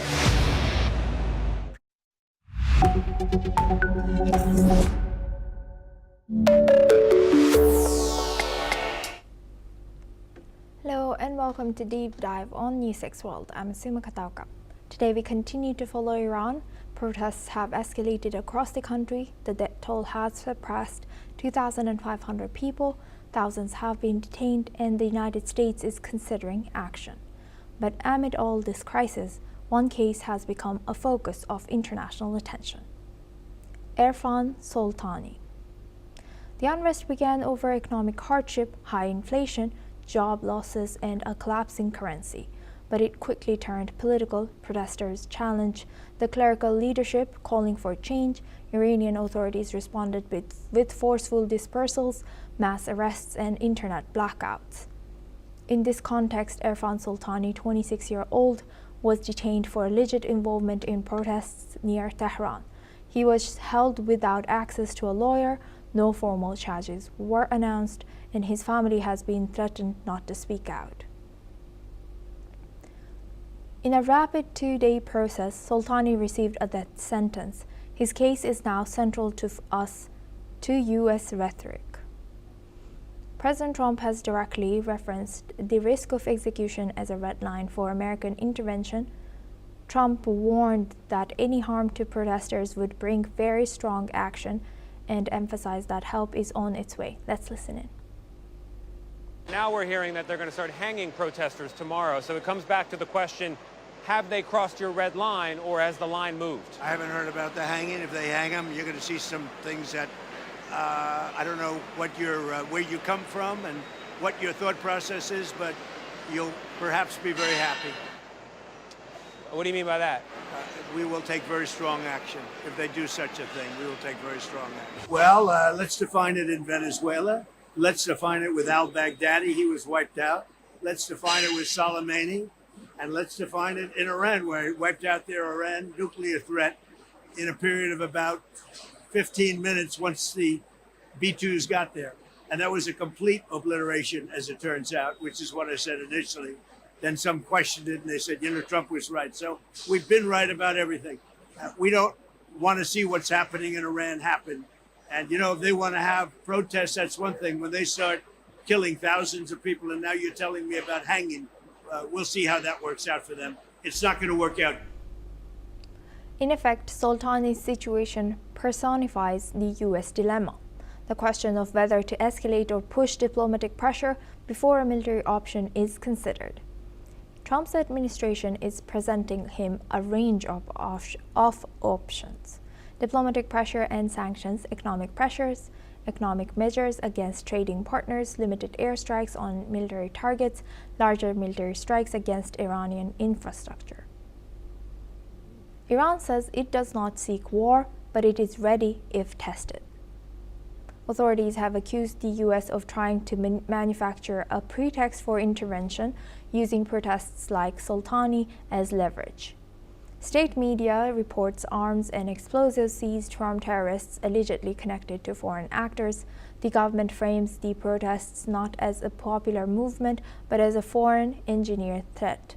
Furthermore, Iran's Revolutionary Guard's aerospace commander Mousavi has said that Tehran's missile stockpile has increased since June. Mousavi further warned that Tehran is at highest level of readiness to respond to any attack. But the big question remains: will U.S. military still strike Iran? Here are the options that now lay in front of the U.S. Option 1 is limited airstrikes target command centers or security infrastructure to deter without escalating full war. Option 2 is strategic strikes on RRGC and missile sites, high risk of retaliation across the region. Option 3 is economic and diplomatic pressure, sanctions, secondary tariffs, and isolation to increase pressure without fighting. Option 4 is broad regional conflict that involves U.S. bases, Israel, and Iranian proxies, and could escalate into widespread war. So what comes next? A U.S. strike could deter Iran, or it could unify hardliners and diplomacy and ignite a regional conflict. Soltani and other detainees have become symbols of Iran's crackdown and test the limits of U.S. intervention. Every move in the coming days will determine whether the crisis escalates or is contained. For this discussion, we welcome Mr. Adi Schwartz. He's a journalist and researcher at Bar Ilan University specializing in Middle East conflict, joins us live from Tel Aviv. Thank you very much for joining us. Welcome to NewsX World. Now, Thank you for having me. Thank you very much. Now, President Trump has warned of dire consequences if Iran executes protesters. However, this doesn't seem to have deterred the regime so far. What could these consequences look like?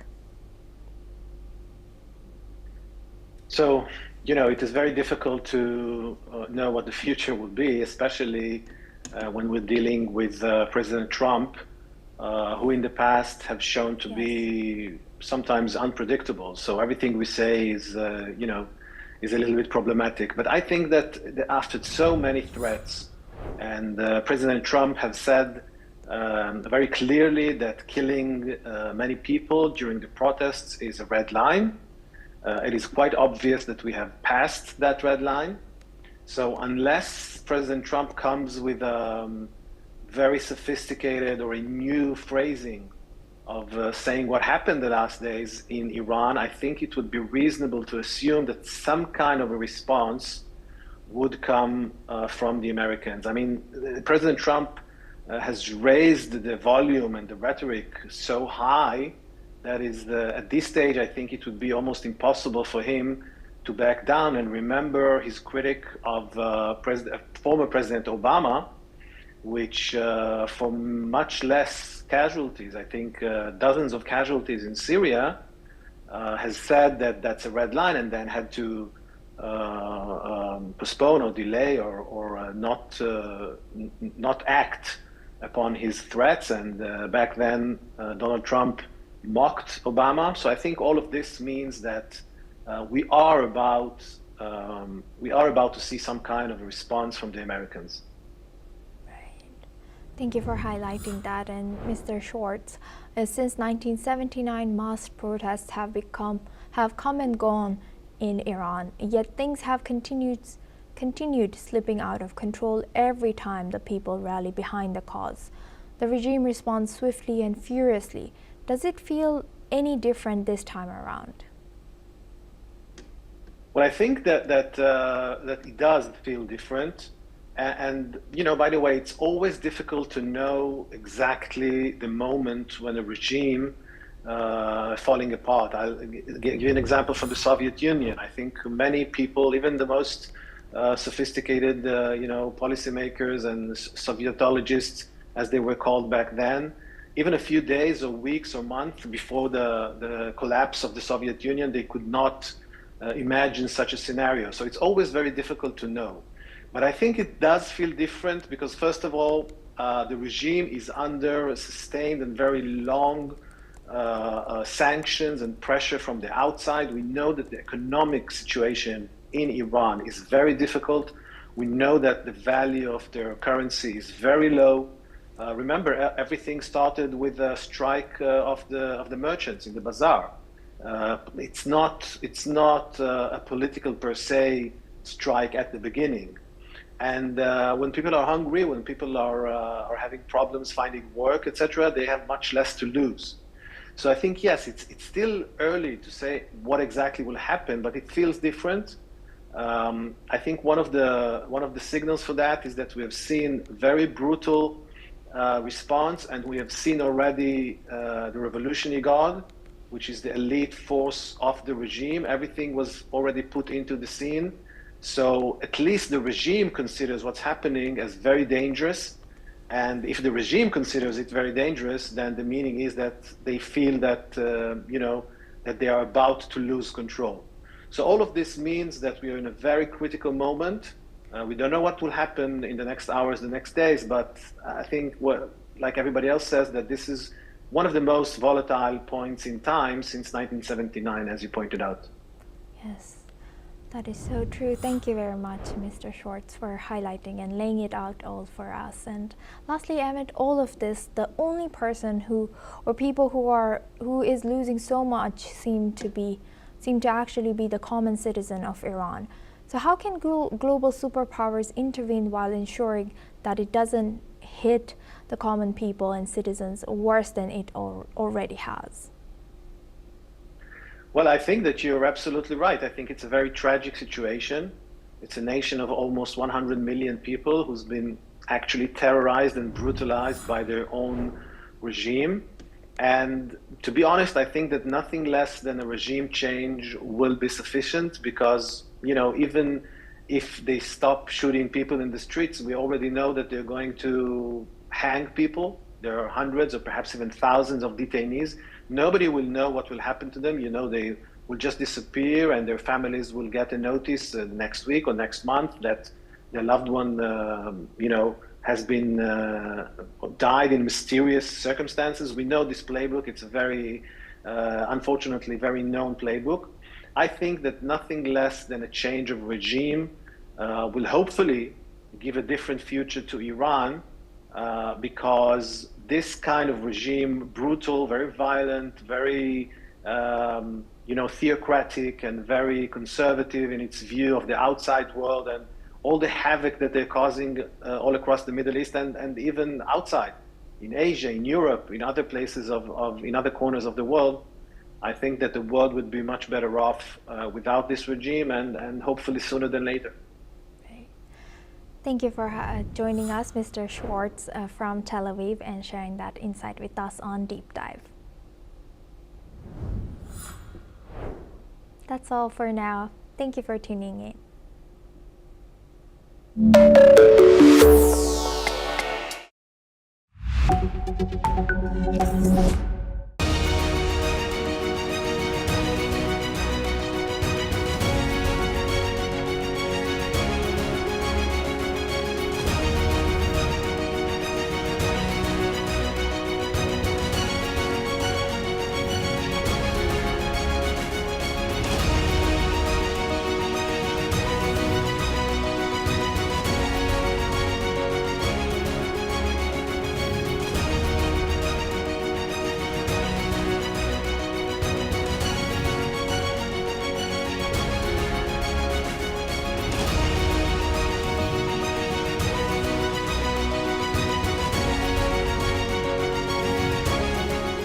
In the midst of this, life persists.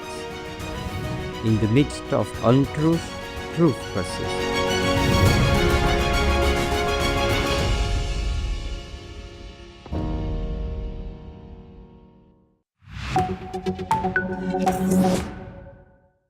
The UN's top court opens landmark case.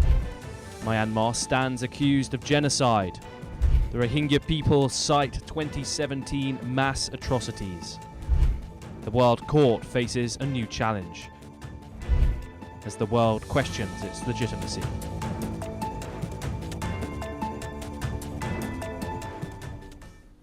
Hello, I'm Thomas Porteous, and you're watching another episode of Explained, where today the United Nations' highest court has begun hearing one of the most consequential genocide cases of modern times. At the Peace Palace in The Hague, judges at the International Court of Justice have opened proceedings into allegations that Myanmar committed genocide against its mostly Muslim Rohingya minority.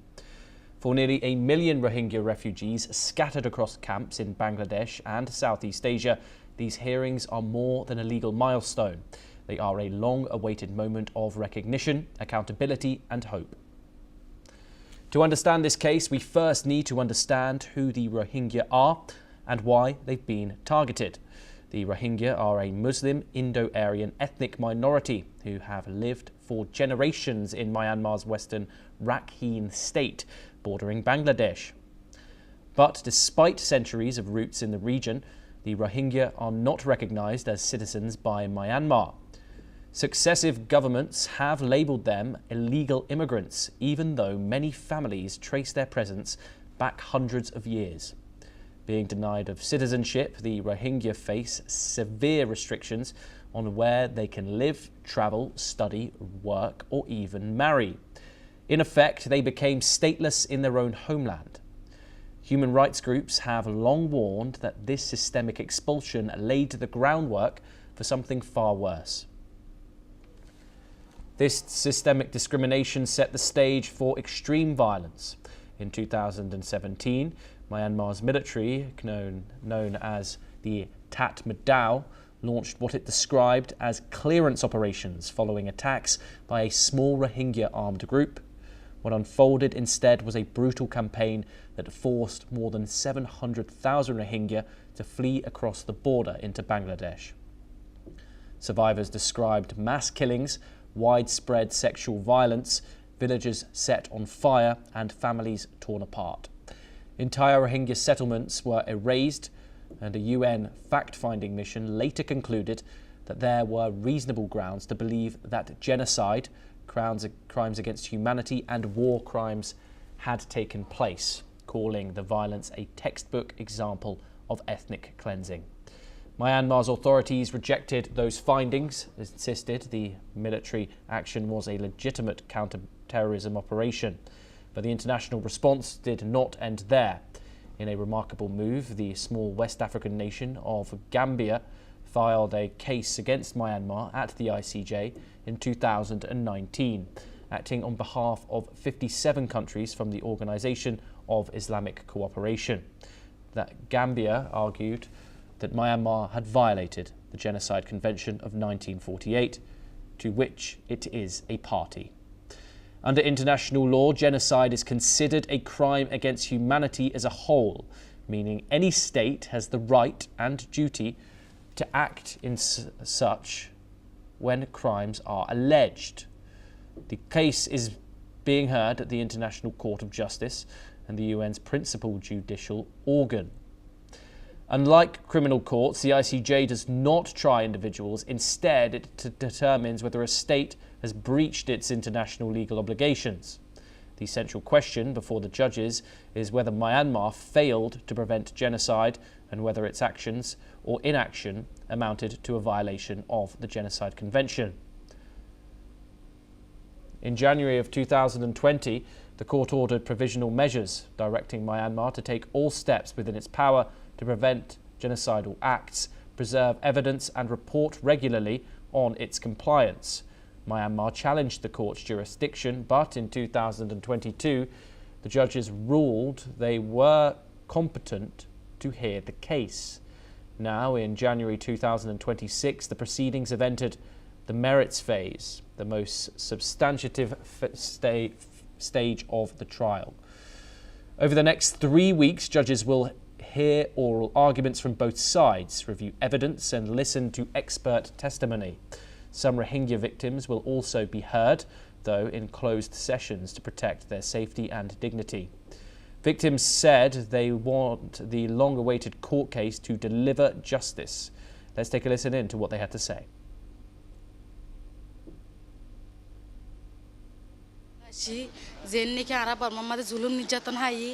আরা মা বোন হাড়ি ফেলাইয়ে মা বোন এদের rape করছে গদ্দর ফুরাদি ফেলাইয়ে জিনিসপত্র লুটফাট করছে গুড়া গুড়া ফান হারিয়ে অনেক টালামালা দিয়ে